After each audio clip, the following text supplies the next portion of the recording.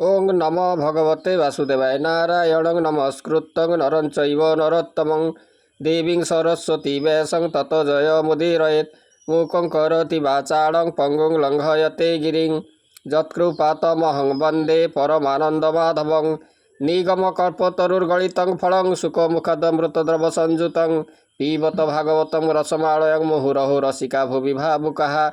आज आम अति बड़ी जगन्नाथ दासकृत ओडिया भागवतर तृतीय स्कंद दात्रिंश अध्याय आज आलोचना करवा। दात्रिंश अध्याय अर्थात 32 अध्यायर जो विषय वस्तु कौन रही। कपिल भगवान से माता देवहूति को कौन उपदेश देउछंती। कपिल भगवान माता देवहूति को से कहते जे नवदा भक्तिर प्रकार भेद। मनुष्य जो गृह कर्म रत रही जो व्यक्ति से माने विष्णु को भजन करती नहीं एवं नवदा भक्तिर जो 9टी मार्ग जहाँकि श्रवण कीर्तन स्मरण अर्चन वंदन पादसेवन दासपण सक्षपण एवं आत्मनिवेदन कथा मध्य कपिल भगवान माता देवहूति को से कहते एवं ज्ञान वैराग सन्यासर लक्षण तापर निषेध कर्म सकाम निष्काम कर्म ता सहित मध्य सगुण एवं निर्गुण आदि कथा मध्य कपिल भगवान माता देवहूति आगे वर्णना करुँच। मैत्र उवाच विदुर शुणी तो समन कपिल रूपे भगवान कहती माता मुख चाही शुण जननी मन देई। श्री भगवान वाच भो मात हुआ सावधान संशय तेजी शुद्ध मन पापीक जात नादी जेते कहली तुम्भर अग्रते ए धर्म सत्तरुदये विशुद्ध चित्त तही हुए एमंते जे बा प्राणी गणे ताहांक गमी बा प्रयाणे से माने सूर्य द्वारे जानते परम पुरुष लभंती पर पर इच्छे से ही प्रकृति रूपे सेठी होई से विश्वमुख नारायण से करे सृजन पालन एमंत जेबा भगवान ताकू लभंती भक्तजन ए नव प्रकारे भक्ति वेद विधाने आचरती न करी वेद मार्गे दूर ए मार्ग सम्मत मोहर जे प्राणी ताहा प्रत्यजंती मोर भजने न तरंती जेबे विश्राम मोर बाणी ताहा लंघंती जेबा प्राणी मो आज्ञाद्रोही जे हुअंती मो वाक्य एड़ी नाश जानती जे भक्त वैष्णव मोहर नुहंती सत्यवाक्य मोर जे इच्छे मुक्ति भावकु से भजे हिरण्य गर्भकु से मुक्ति कर्म शुण माये कहिबा तुम्भंकु थोकाये ब्रह्मा बेनी परार्ध अन्ते प्रलये नासन्ति समस्ते तावत काल ब्रह्मलोके हिरण्यगर्भर साधके सुखेण विहार करन्ति ब्रह्म संगते लय जानती से आदि पंच महाभूत ए 10 इंद्रिय सहित पंच विषय अहंकार ए सर्वे ब्रह्मांड आकर एमाने रहन्ति प्रधाने परार्ध काल अवसाने जे स्थाने जेते जोगी थांती ब्रह्मांक शरीरे पसंती जेणु ताहार अपमान देहरे थाई अवसान एणु साक्षाते मुक्त नोहे ब्रह्मा संगते हंति लये जे माने हरिंक भकत हरि भावंती अविरत से माने हरिंकी भजंती देहादि भाव न जानती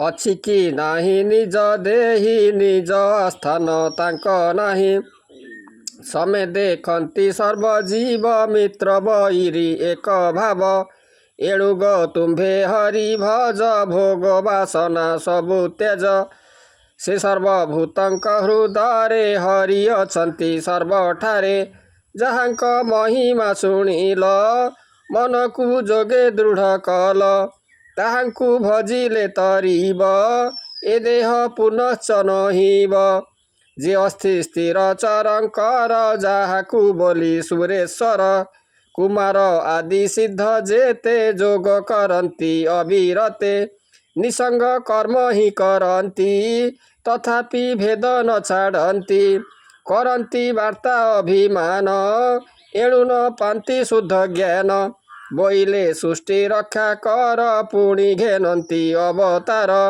ସେମାନେ ପ୍ରଳୟ କାଳରେ ପଶନ୍ତି ଈଶ୍ୱର ଦେହରେ। ଇନ୍ଦ୍ରିକି ନ ଜିଣିଲେ ଯେଣୁ କାମରେ କର୍ମ କଲେ ତେଣୁ।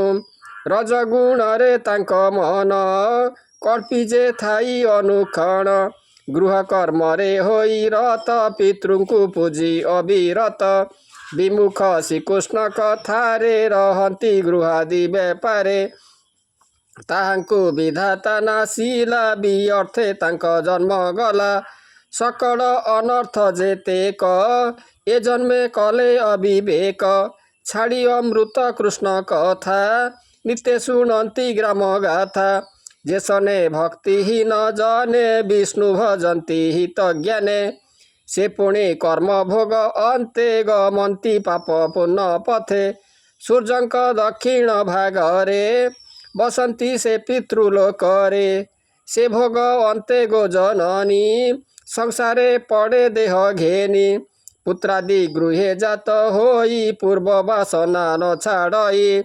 ଗର୍ଭବାଧନ ଆଦି କର୍ମ ଦେହାନ୍ତେ ସସମନ ଦେହାନ୍ତେ ସମନ। ଗର୍ଭଧାନ ଆଦି କର୍ମ ଦେହାନ୍ତେ ସମସାନ ଧର୍ମ। ଏ କର୍ମ ମାନ କରୁଛନ୍ତି ସଂସାର ଛାଡ଼ି ନ ପାରନ୍ତି। ପୁଣି ଯେ ଯାନ୍ତି ନିଜ ସ୍ଥାନ ତହିଁ କରନ୍ତି ଭଗବାନ। ପୁଣି ଯେ ଯାନ୍ତି ନିଜ ସ୍ଥାନ ତହିଁ କରନ୍ତି ଭଗବାନ। ପୁଣି ଲଭନ୍ତି ନର ଦେହ ଯେମନ୍ତେ କାମ କର୍ମ ସ୍ନେହ। ତେଣୁ ସୃଷ୍ଟିରେ ତୁମ୍ଭେ ମାଏ ମନ ନିବାସୀ କୃଷ୍ଣ ପାଏ। ଶ୍ରବଣେ ତାଙ୍କ ଗୁଣ ଶୁଣ କୀର୍ତ୍ତନ କର ତା ଭାବିଣ। ସ୍ମରଣ ଅର୍ଚ୍ଚନ ବନ୍ଦନ ଯେ ନବ ଭକ୍ତିର ବିଧାନ। ପାଦ ସେବନ ଦାସ ଭାବ ସଖ୍ୟାଦି ଆତ୍ମାର ନିବେଦ। ପାଦ ସେବନ ଦାସ ଭାବ ସଖ୍ୟାଦି ଆତ୍ମାର ନିବେଦ। ଏତେ ପ୍ରକାରେ କୃଷ୍ଣ ପାଦେ ଯେ ଭକ୍ତି କରେ ଅପ୍ରମାଦେ। ତକ୍ଷଣେ ଲଭେ ବୈରାଗ୍ୟ ଛାଡ଼େ ବିଷୟ ଇନ୍ଦ୍ରି ଭୋଗ। ତେଣେ ଯେ ଲଭେ ଦିବ୍ୟ ଜ୍ଞାନ ପାଇ ପରମ ବ୍ରହ୍ମସ୍ଥାନ। ଭକ୍ତିରେ ଚିତ୍ତ ଯାର ବଳେ ରହଇ କୃଷ୍ଣେ ସୁନିଶ୍ଚଳେ। ତେବେ ସେ ବିଷୟ ଛାଡ଼ଇ ସେ ପ୍ରିୟା ପ୍ରିୟ ନ ଜାଣଇ। ଏମନ୍ତ ଭାବ ଜନ୍ମେ ଯେବେ ଦେହି ଆତ୍ମାକୁ ଦେଖେ ତେବେ। ପରମାନନ୍ଦ ସୁଖ ପାଇ ଆନନ୍ଦେ ସଂସାରେ ଭ୍ରମଇ। ଛାଡ଼ଇ ସର୍ବସଙ୍ଗ ମାନ ପରମାନନ୍ଦେ ରହେ ମନ। ସେ ବ୍ରହ୍ମ ପରମ ସମାନ ରୂପ ବିହୀନେ ଦିବ୍ୟ ଜ୍ଞାନ। ସେ ଏକ ନାନା ରୂପ ଧରେ ଭ୍ରମି ଜନ୍ମଇ ଏ ସଂସାରେ। ଯୋଗୀଙ୍କ ଯୋଗ ସିଦ୍ଧି ଏହି ଏକାନ୍ତେ ସଙ୍ଗ ସେ ଛାଡ଼ଇ। ପରମ ପଦେ ଲଭେ ତେବେ ସେ ବିନା ଭ୍ରମୁଥାଏ ଲବେ। ବ୍ରହ୍ମା ନିର୍ଗୁଣ ନିର୍ବିକାର କେବଳ ଜ୍ଞାନ ରୂପ ତାର। ସର୍ବାଧି ଜ୍ଞାନ ଯେତେ ମାଏ ସେହିଟି ବ୍ରହ୍ମରେ ଦେଖାଏ। ପ୍ରତ୍ୟକ୍ଷେ ଦେଖୁଛ ଯେ କିଛି ଏକ ସେ ସବୁ ହୋଇଅଛି। କହିବା ସେ ହେତୁ ପ୍ରକାରେ ଯେ ରୂପେ ବ୍ରହ୍ମାଣ୍ଡେ ସଞ୍ଚରେ। ପ୍ରଥମେ ମହତ ହୋଇଲା ତାହାକୁ ଅହଙ୍କାର କଲା। ତ୍ରିବିଧ ହୁଏ ଅହଙ୍କାର ଏ ପଞ୍ଚଭୂତ ରୂପ ତାର। ମନ ଇନ୍ଦ୍ରିୟ ଏକାଦଶ ଏଥିରୁ ବ୍ରହ୍ମାଣ୍ଡ ପ୍ରକାଶ। ସେ ବିଶ୍ୱରୂପେ ତହିଁ ସେହି ସ୍ୱରୂପ ଅଟେ ତାର ଏହି। ଯେବେ ସେ କରେ ଯୋଗାଭ୍ୟାସ ଶ୍ରଦ୍ଧାରେ ଭଜନ ପ୍ରକାଶ। ବୈରାଗ୍ୟ ସଙ୍ଗ ତ୍ୟାଗ କରେ ମନ ନିବେଶୀ କୃଷ୍ଣ ଠାରେ। ତେବେ ସେ ପ୍ରପଞ୍ଚ ଦେଖଇ ପରମ ଆତ୍ମାକୁ ଚିହ୍ନଇ। ଭୋମାତ ସାବଧାନେ ଘେନ ତୁମ୍ଭଙ୍କୁ କହିଦେଲୁ ଜ୍ଞାନ। ଏ ଜ୍ଞାନେ ବ୍ରହ୍ମ ଦର୍ଶନ ନ ଭାବ ବୁଝେ ଯେ ବାଜନ। ସେ ପ୍ରାଣୀ ଦେଖ ଅତି ସତ ପ୍ରକୃତି ପୁରୁଷର ତତ୍ତ୍ୱ। ଜ୍ଞାନ ଯୋଗରେ ତାକୁ ପାଇ ଭକ୍ତି ଯୋଗରେ ଲଭେ ସେହି। କେବଳ ମାର୍ଗ ମାତ୍ର ଭେଦ ନ ବୁଝି କରନ୍ତି ବିବାଦ। ଜ୍ଞାନରେ ନିର୍ଗୁଣ ଭଜଇ ଭକ୍ତିରେ ସଗୁଣ ଲଭଇ। ସେ ଆତ୍ମା ଏକ ନାନାମୟେ ଦୃଷ୍ଟାନ୍ତ ଯହିଁ ଶୁଣ ମାଏ।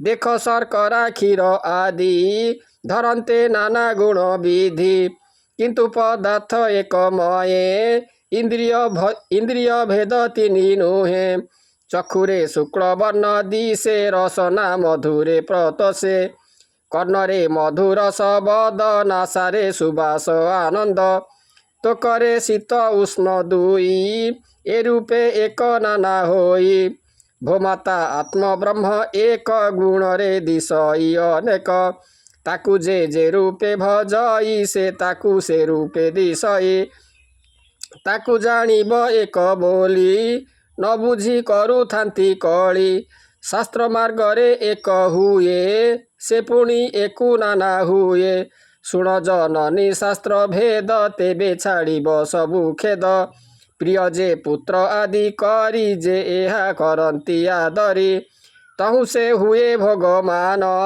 से सबु देंती भगवान यज्ञादि कर्मे प्राप से ही दान व्रतरे आन नाही केही करंती तपमान से सर्वठारे भगवान सेठी वेद अध्ययने मीमांसा शास्त्र ताहा भणे निषेध कर्म त्याग जेहि से धर्म जानी बटी सेहि सन्यास ताहांकर धर्म केही छाड़ई काम कर्म विविध अंशे जोग सेहि भक्ति जोग रे प्राप सेहि ज्ञान जोग ही ताकू कही से एक वस्तु सर्वमयी सकाम निष्काम जे धर्म से गुण रूप सबु भ्रम आत्मा गुण रे बोध से ही वैराग्य धर्म ताकू कही एमंत नाना शास्त्र मते जे प्राणी भजई जे मनते सगुण निर्गुण टी से ही ता बिनु अन्न गति नहीं ए भक्ति जोग चारि मत स्वरूपे करिली तकत ए भक्ति जोग चारि मत स्वरूपे करिली बकत से काल जंत्र रे धामई सुज्ञान आदि जे करई कहिलु स्वरूप ताहार भो मात कर हे विचार गतिए मान जीवंकर अविद्या कर्म रे प्रचार ए आत्मा जही पसी थाई आपना गति न बुझई एमंते नाना जीव गति कहिलु मात फेड़ी प्रीति ए जोग न करी प्रकाश कहिले धर्म हुए नाश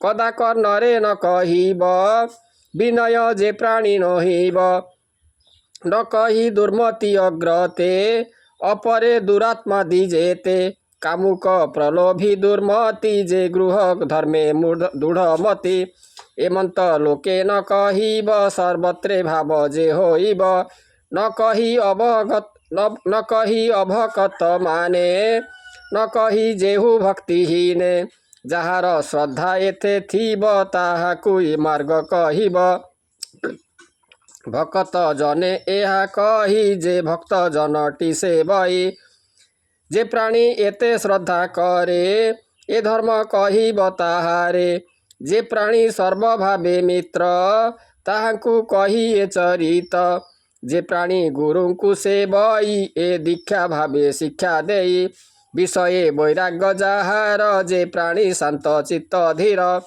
जेबे से हुए निर्मत्सर शुचि पवित्र निरंतर प्रियाकु प्रिय अति प्रिय करई मोह ठारे स्नेह एमंत प्राणी की कहिब अधर्मी ठारे लुचाइब श्रद्धारे एहा जे शुणई अथवा आदर गावई मोहर पद विषे पाए मुसत्त कहिली गोमाए तृतीय स्कंदे भागवत कपिल मुनि निज ख्यात श्रवण कर साधु जने ब्राह्मण जगन्नाथ भणे इति श्रीमद्भागवते महापुराणे परमहंसां संहितायां 82 तृतीय स्कंदे कपिल देवहूति बोधने नाम 33 अध्याय। ओं नमो भगवते वासुदेवाय।